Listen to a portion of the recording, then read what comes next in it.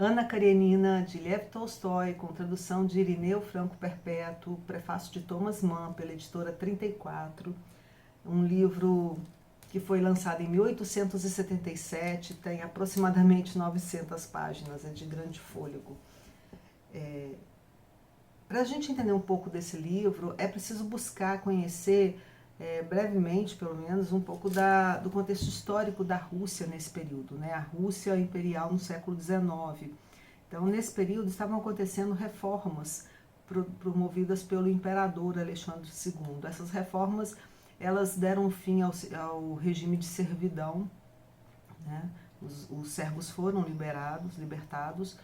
Tem a ver também com o início do processo de industrialização trazido por Alexandre II, tem a ver também com a construção de ferrovias, né, a ocidentalização do modo de vida na Rússia, trazendo um pouco da cultura europeia para a Rússia. E quanto a isso, tem um livro do Dostoiévski que se chama O Crocodilo e Notas de Inverno sobre Impressões de Verão, que são 2 contos do Dostoiévski, onde ele vai fazer uma crítica a essa ocidentalização dessa Rússia agrária, né? É uma crítica na qual se pensa como é possível você utilizar teorias e culturas e modelos que são provenientes dos países europeus numa Rússia agrária. Então, nesse livro tem um trecho aqui onde o Dostoiévski diz assim: quem de nós, russos, pelo menos dos que leem revistas, não conhecem a Europa 2 vezes melhor que a Rússia? E ele continua. Ele diz: porque a Europa exerce sobre nós, sejamos quem formos, uma impressão tão forte e maravilhosa e tamanha atração? Toda a nossa vida se dispõe em moldes europeus, já desde a primeira infância. Será possível que algum de nós tenha podido resistir a essa influência, a este apelo, a esta pressão? Como foi que ainda não nos transformamos definitivamente em europeus? Né, o Dostoiévski fazendo uma crítica a essa lógica ocidental que se impõe sobre a Rússia. Vários autores russos trazem essa temática, e nesse livro isso está muito presente, essa crítica da modernidade que adentra esse país. Então, esse basicamente contexto histórico, né? Esse livro vai tratar da aristocracia, dos nobres, das pessoas ricas, é uma história de pessoas aristocratas, que vai trazer questões da sociedade e principalmente a condição da mulher, né? A submissão da mulher, a opressão que é exercida sobre a mulher. Bom, o livro iria se chamar originalmente Duas Famílias, alguma coisa assim, mas foi publicado com o título de Ana Karenina, que é uma das personagens, não a protagonista, porque há vários outros personagens que são principais. Eu gosto muito de pensar no título desse livro, Ana Karenina, como marca da condição da mulher na Rússia, né, nesse período. Por quê? Os nomes russos, eles são nomes compostos, geralmente são 3 nomes. O primeiro é o nome próprio, o segundo nome, no caso da mulher, né, é o nome do pai, ao qual é acrescido uma desinência, né, que vai determinar, né, designar, né, o fato dela ser filha desse pai, e o nome do marido também é acrescentado de uma desinência de gênero. Então, Ana Karenina, na verdade o nome dela é Anna Arkadievna Karenina. Arkadievna vem do pai, né? O pai provavelmente se chamava Arkady, então Arkadievna significa filha de Arkady. E Karenina significa esposa de Karenine. Então, aqui no título do livro, para mim já traz uma marca, né, de que é uma mulher que é posse de alguém. O nome dela já denota que ela é posse de alguém. E isso é um mote que vai permear todo o livro. O livro está dividido em 8 partes. Cada uma dessas partes é composta de vários capítulos. Os capítulos são pequenininhos, 2 ou 3 páginas. E só um desses capítulos é nomeado, só um deles tem título, que é justamente o capítulo 20 da parte 5. Esse capítulo 20 da parte 5, o título dele é Morte. Né? Eu fiquei muito impressionada, assim, curiosa, para saber o motivo disso. Né? Um livro de tamanha envergadura, um capítulo só tem título, eu nunca tinha visto isso, e o título é Morte. E esse capítulo trata o quê? Trata da morte de um personagem que vai impactar fortemente a vida de seu irmão, e que o seu irmão, a partir da morte, né, que ele vê todo o processo de sofrimento e desaparecimento do irmão, ele passa a ressignificar a vida, ele passa a pensar na vida. Então, eu acho que não foi à toa, né, que o Tolstói colocou esse título nesse capítulo tão importante, né? É o capítulo onde vai haver uma reviravolta num personagem que vai passar a se preocupar com o significado da existência humana. O livro começa e termina no mesmo ambiente, que é a estação de trem. O trem aqui, ele funciona para mim como uma metáfora, né? O trem traz a ideia de linearidade, de movimento, de inícios e de fins.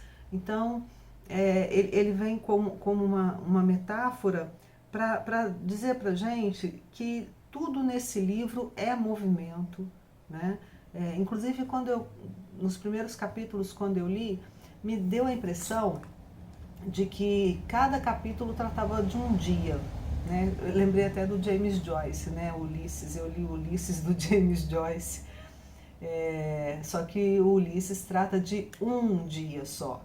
E eu fico muito prestando atenção nessas coisas. Aqui me parecia que cada capítulo era um dia, subsequente ao outro, né?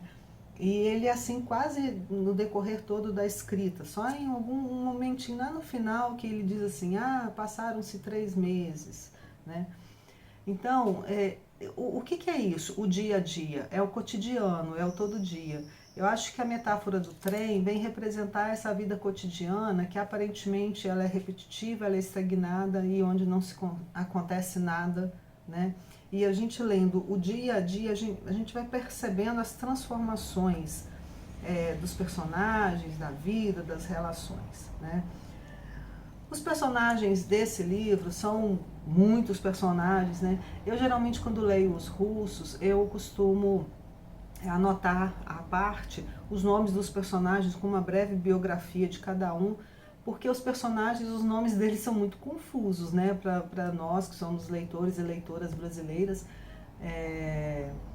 E os personagens, além de terem 3 nomes, eles também têm 10 apelidos cada um. Então, às vezes, dependendo do grau de proximidade que um personagem tem com o outro, ele é chamado pelo nome, pelo sobrenome, o nome pelo patronímico, pelo apelido. Então, eu anoto. Nesse livro aqui, felizmente, eles colocaram lá no finalzinho uma lista com os nomes de todos os personagens. Obrigada, editora 34, ajudou muito. Como falar desses personagens? Como caracterizá-los? É possível? Não. Não, porque eles estão em movimento, tá? Não, aqui não cabe nenhuma dicotomia. Aqui a gente não pode dizer fulano é mal e Beltrano é bom.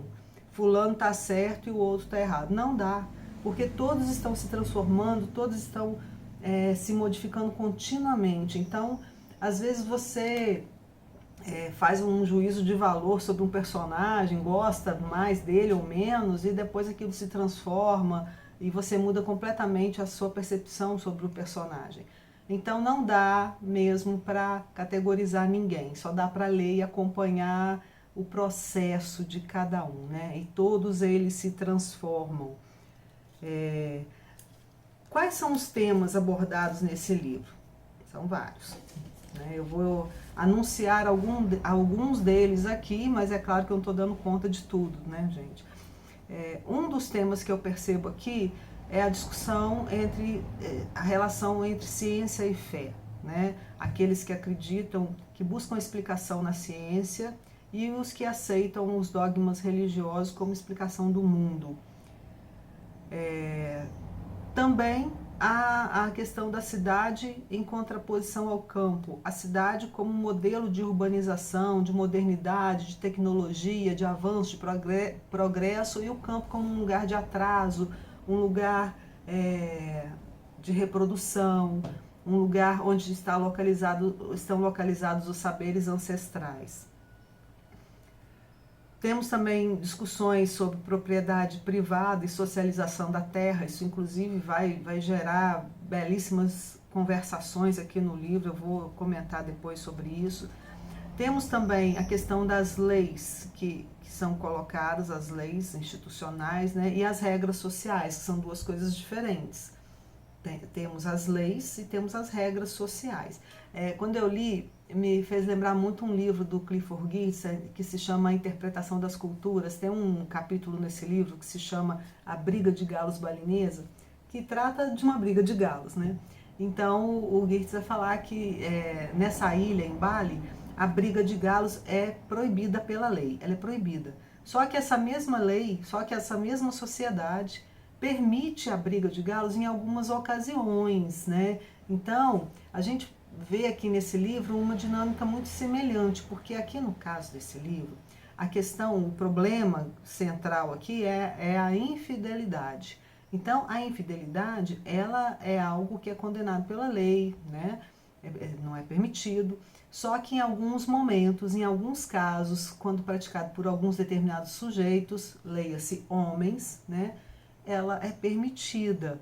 Então, é mais ou menos isso. Temos as leis e temos as regras sociais. Nem sempre uma guarda relação com a outra. Um outro tema muito importante nesse livro é a educação. Gente, se vocês lerem sobre a biografia do Tolstói, vocês vão perceber que o Tolstói tinha um grande interesse na educação. Ele era um educador, ele inclusive criou escolas para alfabetizar mujiques, escreveu cartilhas e tal. Então, em vários momentos no livro a gente percebe discussões sobre educação, críticas ao tecnicismo, críticas ao ensino-aprendizagem que é baseado na memorização, na repetição, né?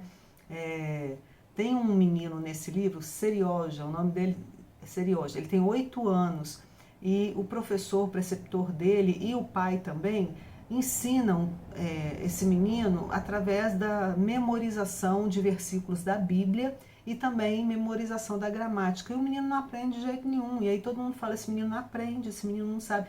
Só que o Serioja, ele estava muito além, porque ele lia e ele entendia as coisas que ele lia a seu modo. Faz pensar muito naquele personagem do Carlo Ginzburg, naquele livro Queijo e os Vermes, o Menóquio também, né, que lia a Bíblia ao seu próprio modo e, por fim, foi parar lá na fogueira, né? Mas o Serioja não foi parar na fogueira, mas ele era muito recriminado porque ele não aprendia. Na verdade, Serioja lia de outro jeito e ele entendia outras coisas, mas a educação local ela era baseada na reprodução, na repetição, na memorização. E o Tolstói faz críticas a isso várias vezes, né? Temos também aqui no livro uma discussão sobre teoria e prática, que acontece também em vários momentos do livro, né? Essa teoria sendo entendida como técnica e a prática sendo entendida como o sentido que as pessoas produzem, o senso comum, aquilo que elas aprendem e sabem a partir da sua prática. Vou dar 2 exemplos. Tem um momento que tem um pintor de quadros muito famoso, ele está fazendo um quadro e ele é talentosíssimo, né? E os nobres olham para essa pintura e dizem, olha, você precisa aprender técnicas, você pinta, mas você não sabe técnicas. Ou seja, o cara é talentoso, o cara se desenvolveu como pintor na prática, dentro da prática, né? E ele não é reconhecido porque ele não tem a técnica. Tem um outro momento também que umas senhoras vão a uma cozinha conversar com uma cozinheira idosa, uma chamada Agáfia. Elas vão conversar com ela, uma cozinheira, né, de bastante, uma prática, né, um conhecimento sobre a cozinha. E elas tentam ensinar a Agáfia a cozinhar. Então, essa discussão dá a entender dessa arrogância, dessa nobreza, que pensa, porque teve acesso ao conhecimento científico, né, frequentou universidades na Europa, pode depois se aproximar das pessoas com baixa escolaridade ou sem escolaridade nenhuma e refutar os saberes da prática. Isso está bem presente. É uma questão importante para o Tolstói que ele traz, né? Outra discussão é a questão do campo, né?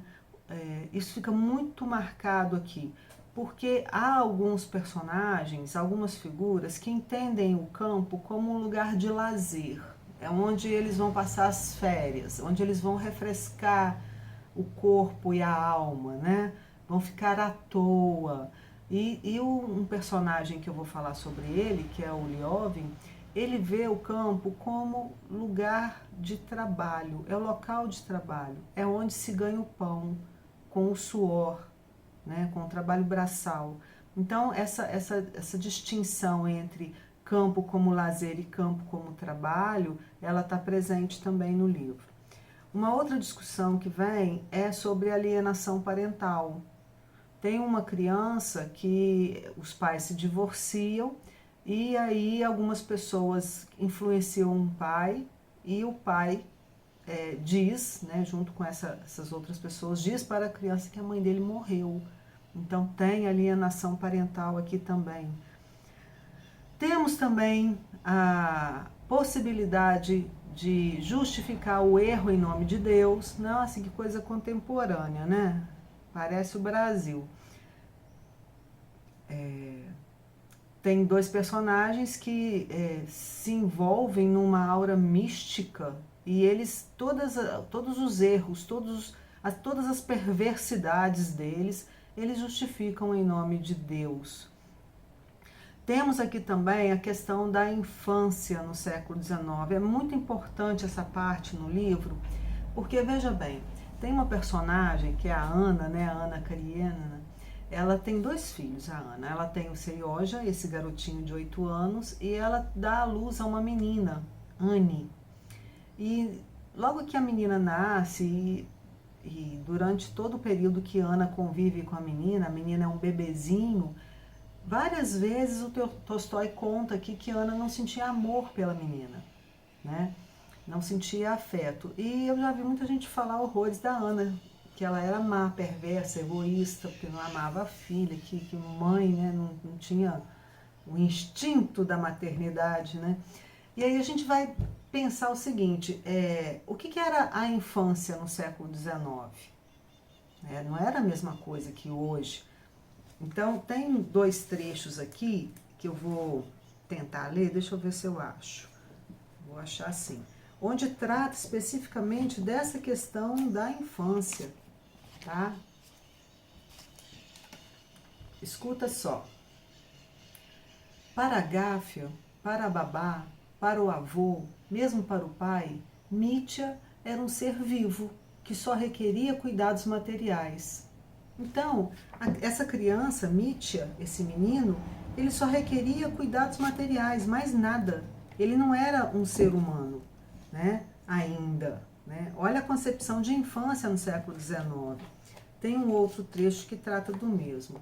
Diz assim: na menina, tudo ainda era expectativa, enquanto Serioja já era quase um homem e um homem amado. Nele já se debatiam ideias, sentimentos, compreendia, amava, julgava. Então a menina, ela era ainda uma expectativa, a bebezinha, ela era uma expectativa, ela não tinha vingado, né? Então no século XIX, a infância era tratada dessa forma. A criança parece que ela só começava a ser considerada um ser humano depois de uma certa idade. Aqui está deixando bem claro, só depois que começa a amar e a julgar, né, se torna um ser humano. Mas Ana Karenina foi muito julgada por isso, por não amar a filha. É interessante que tem o outro personagem, o Liovin, também ele tem um filho, que é esse Mitya, e ele também, quando vê o menino, ele tem nojo do menino, ele tem nojo do próprio filho, e ninguém recrimina, ninguém diz nada, né? Mas Ana não, Ana ela não podia, né? A mulher ela é obrigada a seguir os padrões, né? Mais um tema discutido nesse livro é a questão da acumulação, da exploração e da socialização. Esse tema, ele vai, inclusive, desencadear no Liovin uma crise existencial, porque esse Liovin é um homem rico, proprietário de terras, Só que ele não é um nobre da corte, ele não suporta aquela vida social, aquela hipocrisia, ele é um homem da terra. Então o Liovin, ele refuta essa vida e ele é um proprietário. Só que ele é um proprietário em crise, porque ele sente que, ao ser proprietário, ele explora alguém. Então a exploração causa nele uma repugnância, ao mesmo tempo em que ele é proprietário. É a questão da contradição, ele não consegue resolver essa contradição, né? E essa contradição vai persegui-lo, ele vai lutar com isso até o final do livro. Como é que você resolve o problema da exploração, da acumulação, sem socializar? Né? Sem socializar os meios de produção, sem socializar a terra, que era uma coisa que ele não ia fazer. Né? Tem aí, mas depois eu leio sobre isso, mais no final.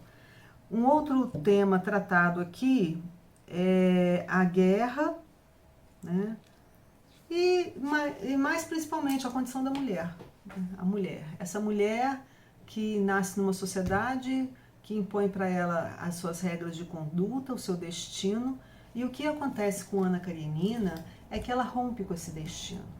Ana é uma mulher casada, o marido dela se chama Alexei, ele é bem mais velho do que ela, foi um casamento sem amor, por conveniência, e ela vive aquela vida, ela tem um filho, Serioja, um filho com ele, e aí ela um dia se encontra com um outro homem chamado Vronsky. Esse Vronsky é um militar, um moço todo bonito, todo bem apessoado, eles se apaixonam perdidamente, e ele começa a persegui-la e ela resolve se entregar aos encantos dele. E ela resolve romper o casamento com Alexei. Ora, isso, né, naquela época, né, era de uma devassidão sem fim. As pessoas, obviamente, não aceitam isso. Né? Então, nós temos aqui dois momentos importantes quando Ana toma essa decisão. Veja, ela foi contra a sociedade inteirinha. Olha o que ela diz, olha o que ela pensa. Pela primeira vez, imaginava com clareza sua vida pessoal, seus pensamentos, seus desejos e a ideia de que ela podia e devia ter uma vida própria. Isso pareceu-lhe tão medonho que se apressou em afugentá-lo. Pela primeira vez na vida, passou na cabeça dessa mulher que ela podia ter uma vida própria. E aí tem um outro pedaço aqui onde fala também. Ela diz: chegou, porém, a hora em que entendi que não posso mais me enganar, que estou viva, que não tenho culpa, que Deus me fez assim, que preciso amar e viver. Então, no início do livro, veja, está bem aqui ainda, Ana se relaciona com Vronsky, ela sai de casa, deixa o marido, ela abandona o marido, e até esse momento ela está bem resolvida. Ela, não, eu vou enfrentar. Só que ela não sabia o que ela ia enfrentar. Ela enfrentou toda sorte de calúnia, maledicência, difamação, opressão, exclusão. As pessoas não chegavam perto dela depois que ela se uniu ao Vronsky, que aqui é chamado de amante dela. Eu vou chamar de companheiro, né? Ela seria uma mulher com amante. Então, as mulheres da sociedade não podiam nem se aproximar, nem cumprimentá-la. O que acontece com Ana, então? Ana, ela era uma mulher da sociedade, uma pessoa bem relacionada, que saía, ia ao teatro e tal, e a partir do momento em que ela vai viver com o Vronsky, ela é excluída. Então, ela fica dentro de casa. Né? O que resta é ela ficar trancada dentro de casa. Enquanto isso, o bonito Vronsky continua sua vida social normalmente.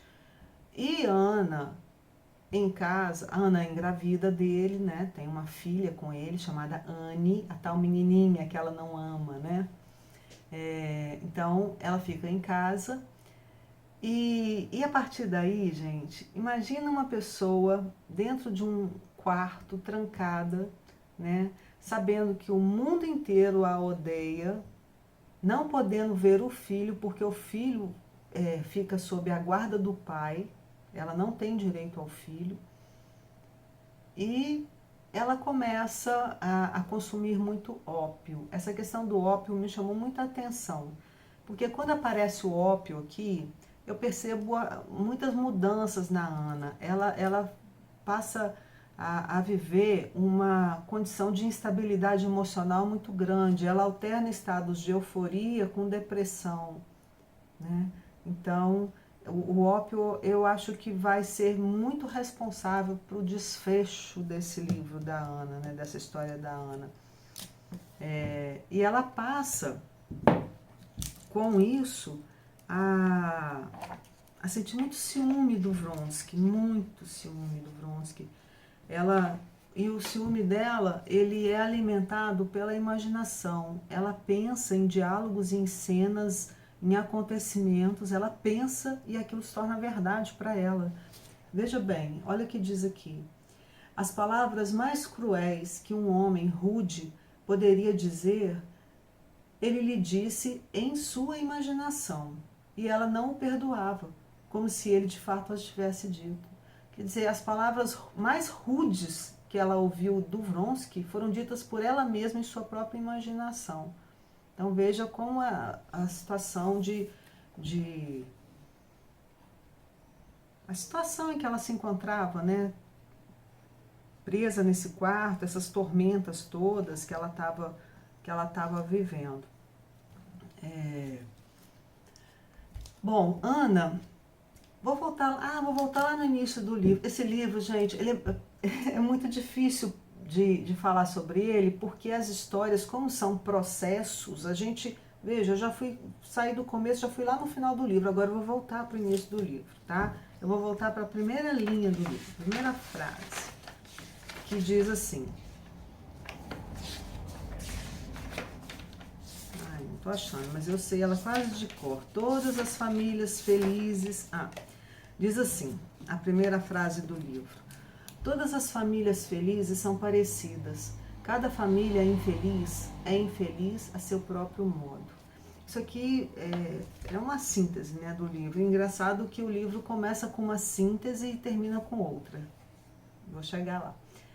Veja, todas as famílias felizes são parecidas. O que eu penso disso? Me parece que ele está dizendo de que uma família feliz na Rússia no século XIX era uma família que cumpria, né, rigorosamente a estrutura familiar que era imposta, que era colocada. Então essa era a família feliz.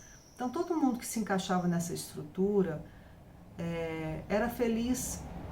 Por quê? Porque elas eram todas iguais. Se eram todas forjadas na mesma estrutura, elas eram todas iguais. Então, todas as famílias felizes são parecidas, né? Aí ele diz, mas cada família infeliz é infeliz a seu próprio modo. Ou seja, as famílias que rompem com essa estrutura, com essa norma, ela não mais segue um modelo. Então, cada família infeliz, ou seja, fora das normas, é infeliz ao seu próprio modo, né? Então começa assim o livro, e o livro começa com uma traição. A infidelidade, ela está presente aqui o tempo todo. Começa com a infidelidade do irmão da Ana, chamado Oblonsky. Esse Oblonsky é casado com Dolly, eles têm 6 filhos, e Oblonsky é um fanfarrão, um beberrão, ele é um funcionário público, ele gasta o dinheiro dele todo na farra com mulher, compra joias para mulheres, e ele trai a mulher, e a mulher descobre, né? Mas é interessante, ela descobre, perdoa e tal, eles ficam bem, e ela sabe que ele trai, e fica tudo bem para Oblonsky. Ele conta até bravata sobre isso, ele é quase que um herói, né? Porque ele tem essa vida desregrada e dá tudo certo para ele. O contrário de Ana, né? Ana, quando comete infidelidade, ela deixa de existir socialmente. Então, a história começa assim, com essa traição, e aí surge um personagem que é muito importante no livro, que é o Liovin, que é amigo de Oblonsky.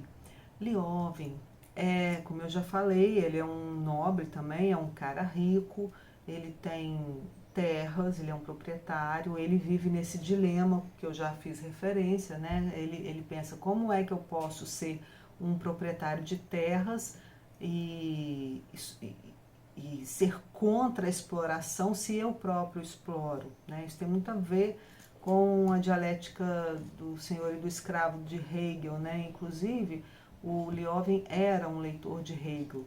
Inclusive, o Liovin, ele lia muito os autores materialistas, e ele lia também os autores idealistas, né? Para tentar solucionar essa contradição. Era a contradição dele. Eu sou contra a exploração, eu sou contra a opressão, mas a minha condição, o meu status é o de opressor e é o de explorador. Como que eu resolvo isso? E aí ele passa muito tempo aqui no livro tentando buscar respostas para isso, né?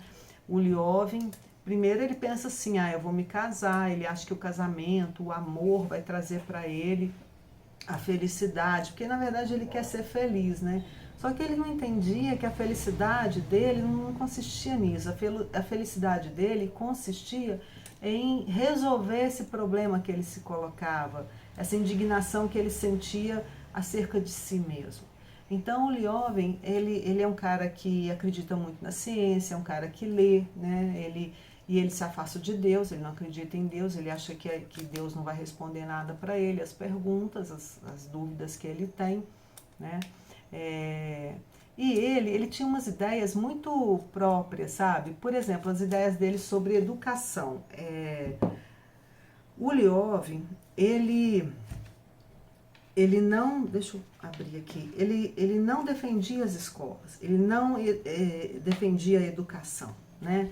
E como eu disse para vocês, a gente vai lendo o livro e vai gostando do personagem, daí a pouco a gente está com raiva dele. Nesse momento você fica assim, poxa, como que pode uma pessoa não gostar de escola, não querer escola, né? Mas o Liovin, ele não defendia a escolarização dos mujiques. Mujiques são os servos que foram libertos, tá? Então, aqui ele diz assim, escutem só. Mas isso eu nunca entendi, retrucou Liovin exaltado. De que jeito as escolas ajudam o povo a melhorar a situação material? O senhor diz que as escolas, a educação, lhe dão novas aspirações. Tanto pior, pois ele não terá forças para satisfazê-las. E de que jeito o conhecimento de adição, subtração e catecismo vai ajudá-lo a melhorar sua situação material? Nunca pude compreender. Anteontem à tarde, encontrei uma camponesa com uma criança de peito e perguntei para onde ela ia. Ela disse: fui até uma curandeira. O menino caiu na choradeira, daí levei para tratar. Perguntei como a curandeira tratou a choradeira. Ela botou o bebezinho sentado no poleiro das galinhas e repetia umas coisas. Então aqui tem várias pistas, sabe? Ele vai dizer assim, o Liovin, a escola, ela vai projetar sobre as pessoas aspirações, desejo de ascensão social, desejo de mudança, desejo de mudar a vida. Aí ele diz, como que a escola vai conseguir alterar as condições materiais de vida das pessoas? O Liovin não acredita nisso. Ele defende outra coisa. O Liovin defende que haja distribuição de renda, né, distribuição de terra. Ele quer que os mujiques eles tenham riqueza e lazer. Ele acredita que se todas as pessoas tiverem riqueza e lazer, elas próprias vão conquistar a escola, vão construir a escola, né? Ele diz o seguinte, essa escola que está aí, ela não serve para mim, porque eu não vou matricular meu filho numa escola dessas, porque ele é um nobre, né? Ele não vai colocar o filho numa escola pública, né? Numa escola de aldeia. O filho dele vai estudar na Europa, né? E ele diz que a escola também não serve para os mujiques. E quando você lê isso, você fica com raiva, né? Que a gente defende tanto a escola pública, mas aí você precisa ter um pensamento dialético para você poder entender as pessoas aqui, senão você entra numa guerra com elas. E eu fazendo esse esforço para entender por que Liovin abomina tanto a escola, né? Ele vai dizer que essa escola não serve nem para ele, que é nobre, e nem para o mujique. E aí eu fui entender, não serve para ele que o filho vai para a Europa. Não serve para o mujique, porque o Liovin sabia que aquela escola era uma escola que transmitia um conhecimento que era proveniente da lógica burguesa, da lógica da elite. Então, era uma escola, isso é uma discussão que Bourdieu faz, né? E que a gente discute até hoje. Essa escola que traz um capital cultural que não é próprio dessas pessoas, que é uma transmissão, que é uma violência simbólica, como diz o Bourdieu, né?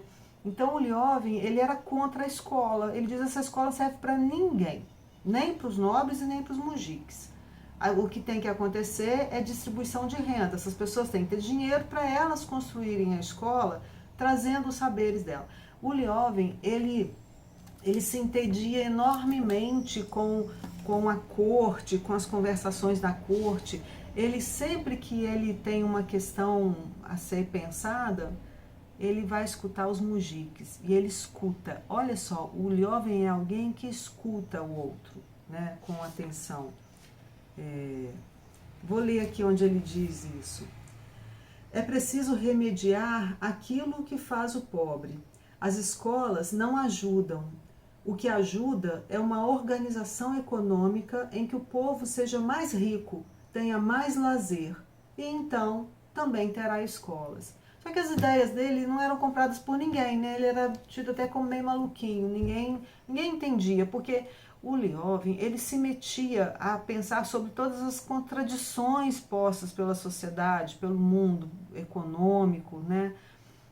Ele se punha a pensar sobre isso e as respostas dele não convenciam, porque ele era um pouco truncado também para explicar e para defender. A retórica dele era bem limitada. E quanto a isso, ele se mete numa confusão muito grande. Ele tinha um irmão, né, chamado Nicolai, o tal irmão que morreu no capítulo que se chama Morte.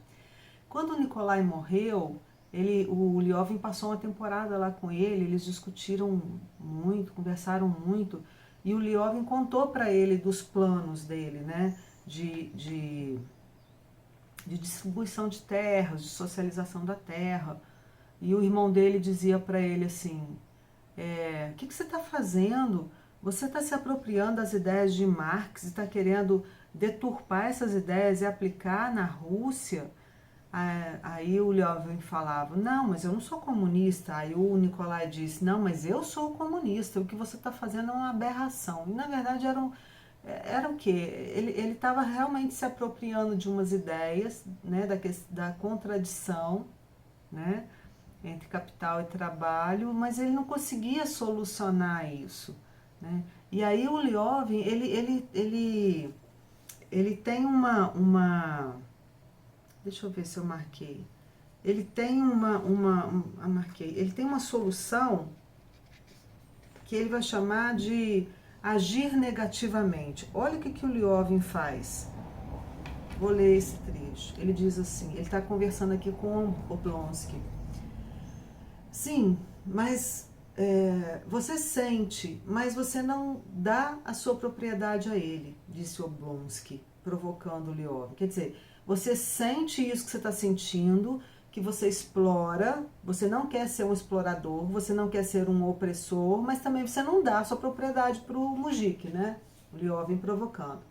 Aí o Liovin responde, não dou porque ninguém exige, ou seja, a lei não exige a distribuição de terras, né? E se quisesse, não teria como dar, nem a quem. Aí o Oblonsky diz, dê a esse mujik, ele não vai recusar. Sim, mas como vou lhe dar? Vou e lavro um ato de compra? Quer dizer, para você dar a terra, não é tão fácil dar a terra, né? Você tem sua família, você tem seus herdeiros, você também não pode dar a terra pela legislação, né? E também lavrar um ato de compra também não é possível, porque o mujik não tem como pagar. Então ele pergunta, como que eu vou fazer isso? Aí o Oblonsky diz, não sei, mas se você está convencido de não ter direito, não estou nada convencido, pelo contrário, sinto que não tenho direito de dar, que tenho obrigações para com a terra e com a família. Aí o Oblonsky, não, desculpe, mas se você considera essa desigualdade injusta, por que não age assim? Aí o Liovin resolve o problema.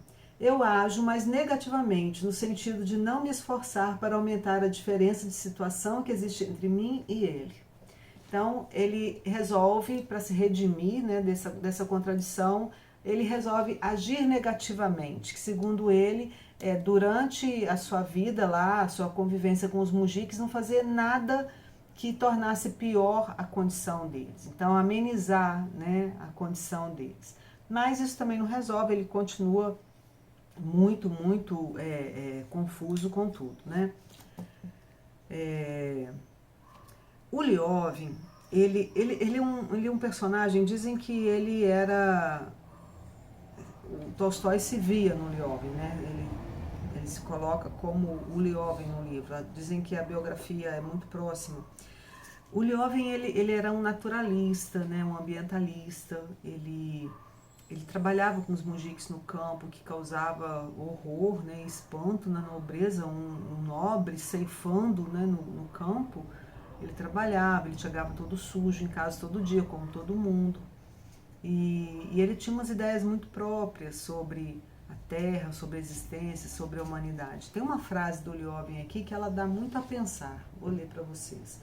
Ele diz assim: todo esse nosso mundo é um mofo pequenino que cresceu na crosta do planeta.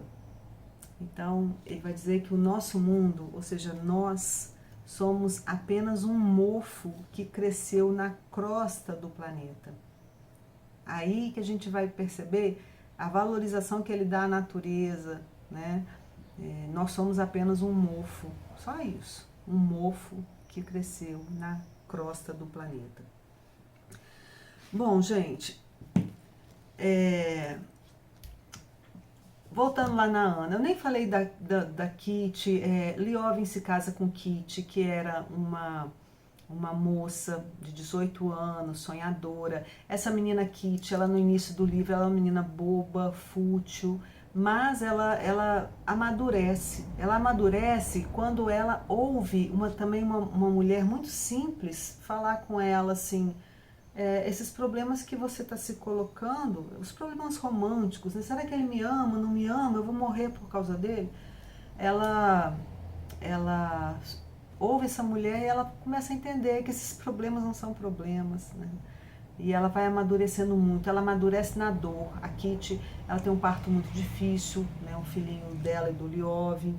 Ela, durante o processo de adoecimento do Nikolai, o irmão do Liovin, é ela que toma iniciativa, ela se torna essa mulher de garra, de iniciativa. Ela surpreende a Kitty, né? Eu ficava pensando, nossa, que moça boba, né? Só fica pensando no chapéu, no lencinho, mas não, ela se torna uma baita mulher. Eu acho que a Kitty é uma grande personagem desse livro, sabe? E mais o que? A Ana. A Ana, então, né, ela era casada com Alexei, ela se separa dele, vai viver com o Vronsky. O Vronsky era esse militar bonitão, o papel dele, ele sempre dizia, o que eu gosto de fazer mesmo é fisgar moças, né, donzelas. Então ele era um namorador, mas aí ele se apaixona perdidamente por Ana e eles vão viver juntos. Eles têm uma filhinha chamada Anne, a menininha nasce, a Ana refuta, por causa do conceito de infância vigente, né? Ana começa a ficar muito deprimida e ela faz muito consumo de ópio, ela tem alucinações, ela tem desvarios, ela tem altercações de humor, né, que vão da euforia à depressão. E um dia ela começa a ter muito ciúme do Vronsky, ela acha que ele está atraindo com todo mundo, e um dia ela vai atrás dele, lá na casa da mãe dele. Ela toma um trem, quando chega na estação, ela fica olhando para o trem, e aí ela se lembra de uma cena que acontece lá no início do livro, que é a cena da morte de um mujik na estação de trem. Esse mujik caiu no trilho do trem e ele foi esmagado pelas rodas do trem, né? Então ela lembra disso e aí ela estava muito atordoada, né? E ela decide se atirar também nos trilhos do trem. Ela faz isso. E quando ela cai, o trem vem para cima dela, ela ainda tem tempo de dizer: o que eu fiz, meu Deus? Né? E ela morre. Aí a Ana morre, ela morre na 7ª parte do livro, né? E E aí vem a oitava parte, que é a última parte. E quando chega a oitava parte, eu fiquei assim, eu fiquei na expectativa. Sei lá, vai retomar a vida da Ana, vai discutir criticamente a questão da mulher, né? Vai dizer que sociedade é essa que faz isso com as mulheres, que oprime a tal ponto da mulher chegar ao suicídio, como que a vida da mulher é esvaída por essa sociedade, por esse moralismo, por essa hipocrisia, por essas regras. Eu achei que o capítulo 8 ia ser assim, a redenção da mulher, né? Mas eu acho que o Tolstói, ele era meio que moralista também, não foi isso que rolou, não. O que acontece no capítulo 8? Capítulo 8 começa falando de uma guerra, a guerra da Sérvia contra os turcos. Foi declarada uma guerra, quer dizer, a Ana tinha acabado de morrer. No outro capítulo começa essa guerra, guerra da Sérvia contra os turcos, e aí vão vários voluntários para essa guerra, o Vronsky vai para essa guerra e tal. E eu tô esperando, gente, mas que coisa, que frieza, não vai falar da Ana, né? E aí um dia, lá a mãe do Vronsky, por acaso, encontra sei lá quem, acho que o Oblonsky, e, e aí ela comenta, né, da morte da Ana, que a Ana destruiu a vida do meu filho, ela era uma mulher muito má, né? Destruiu a vida do marido e do meu filho também, abandonou os filhos. E depois tem uma passagenzinha também, onde o Vronsky lembra do corpo da Ana estendido lá na estação, né? Só isso, só isso. Ninguém comenta a condição da Ana, ninguém comenta o acontecimento, ninguém comenta o que levou a isso. Não existe essa reflexão, tá? E aí eu fiquei pensando, gente, que coisa. Alguém podia, né, ter um diálogo aqui que... Não tem. E aí eu fiquei pensando, como o livro, cada capítulo me parecia ser o relato de um dia e, né, consequentemente o outro seria o outro dia subsequente, me pareceu que quando chega no capítulo 8, passa um tempo. Então, a guerra, ela vem como a ruptura com esse cotidiano. Ou seja, o livro todinho seria o cotidiano, com toda a sua riqueza e sua pobreza, sua tragédia, como diz Henri Lefebvre, né? Toda a sua glória toda a sua alienação, né? Toda a sua pobreza. Então, o livro todo seria o cotidiano e o capítulo 8 seria a ruptura com o cotidiano, porque o Lefebvre vai dizer que a guerra promove a ruptura com o cotidiano. Então, vem a guerra, né? E junto a isso também no capítulo 8 vem o fechamento, né? A síntese que o Liovin consegue alcançar através de suas reflexões. E o Liovin, qual era o problema dele, né? O significado da vida, a contradição entre a exploração, o acúmulo, a acumulação, a socialização, eram os problemas dele, né? E aí ele lê os materialistas, ele lê os idealistas, ele lê filósofos lá do pessimismo filosófico, ele tenta até o suicídio. E um dia ele conversa com o Mujik, mais uma vez a sabedoria popular, a sabedoria do senso comum, é que faz o Liovin pensar sobre a dúvida que ele tem. Ele chega em um padre, o padre pergunta, qual é o seu pecado, meu filho? O Liovin diz, meu pecado é a dúvida, eu tenho dúvida, né? E aí o Mujik, conversando com ele, faz com que ele tenha, quase que uma iluminação, né? Do jeito que o Tolstói escreve aqui, é realmente uma iluminação, um esclarecimento. Ele passa a se entender assim, que, na verdade, o propósito da vida é fazer o bem, praticar o bem, né? E aí ele entende que ele não pode fazer isso nem na igreja, a religião não vai dar conta disso, ou seja, a religião, ela é uma ficção. Faz lembrar muito aquele livro do Fernando Pessoa, O Banqueiro Anarquista. Dá uma olhada lá, que você vai entender essa questão da ficção. Quer dizer, a religião não vai dar conta, a igreja não vai dar conta. O que eu tenho que fazer é eu tenho que praticar o bem, né? E aí, ele tenta, é engraçado, ele todo meio atrapalhado, né? Ele tenta explicar para a mulher dele, para Kitty, e irmão dele, o Sergei, sobre essa filosofia que ele constrói, né? Ah, esqueci de dizer que ele também escreveu um livro, estava trabalhando na escrita de um livro sobre agricultura na Rússia, porque ele dizia que os livros de agricultura, eles trazem dados sobre o clima, sobre o solo, mas que não tratam do trabalhador, que é o principal. Então, o Liovin escreve um livro sobre agricultura, colocando o trabalhador como foco central do livro, a condição do trabalhador na agricultura. E ele tenta explicar para o irmão, para a esposa, ali no ambiente doméstico, o que é essa filosofia dele, e eles não entendem nada, né? Ele tem dificuldade de expressar. Mas uma coisa ele entende que a síntese é um processo pessoal que não pode ser transferido a ninguém. Aquela era a síntese dele.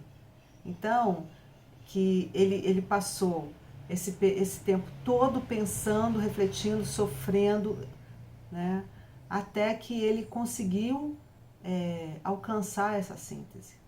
Então ela não podia ser transmitida. E o que ele diz? Vamos ver. Liovin diz assim: por acaso foi pela razão que cheguei à conclusão de que é preciso amar o próximo e não oprimi-lo? Disseram-me isso na infância e acreditei com alegria, porque me disseram o que estava na minha alma. E quem descobriu isso? Não foi a razão. A razão descobriu a luta pela existência e a lei que exige oprimir todos os que impedem a satisfação de meus desejos. Essa é a dedução da razão. A razão não pode descobrir o amor ao próximo, pois ele é irracional. Então, ele refuta a igreja, a religião, a razão, a ciência, e ele vai viver, né, em paz a partir daí, quando ele encontra essa verdade, né, de que a gente precisa amar ao outro. Quer dizer, isso está muito ligado àquilo que o Tolstói estava vivendo, né? Acho que todo mundo já leu um pouco sobre, já ouviu falar do Tolstói, que ele, no final da vida, ele adentra em uma aura mística, religiosa, meio ermitão, né? E com 82 anos ele foge de casa, o Tolstói foge de casa e deixa a mulher com a filharada toda em casa, acho que ele teve 13 filhos, não sei. E quando ele está na estação de trem fugindo de casa, ele morre na fuga, o Tolstói, né? Eu acho que o Liovin, acho não, né? Acho que todo mundo fala isso, que o Liovin é o Tolstói, né? O alter ego do Tolstói. Então é isso, gente. Esse livro aqui, ele é impossível de ser falado em uma hora, já tem quase uma hora que eu estou aqui, dada a complexidade. Não falei nem 1% do que trata desse livro, dos grandes personagens. Eu queria ter explorado um pouco mais o marido da Anna, o Alexei, mas não dá tempo, é muita coisa. Sugiro fortemente a leitura. Hoje eu estava aqui falando em casa, como que eu vou falar desse livro aqui num filminho só, né? Aí o Carlos olhou para mim e disse, comece, né? Comecei, cheguei aqui. Tá? Quem sabe talvez eu faça um outro vídeo depois falando dos outros personagens, né?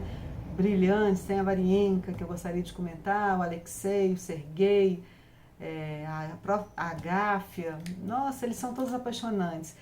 É um livro bem extenso, né? De grande fôlego, acho que deve pesar 1 quilo isso aqui, ou mais, mas é um livro que você começa a ler, ele te absorve, é uma leitura tranquila, deliciosa, fluida, apaixonante, reflexiva. E aqui eu fiz a leitura a partir da minha condição de mulher, né? Para mim esse livro trata da condição da mulher, essa mulher que é oprimida pela sociedade, uma sociedade hipócrita, injusta, e que leva essa mulher às piores consequências, né? Devido ao fato dessa opressão que é exercida sobre ela. Anna Karenina, de Tolstói.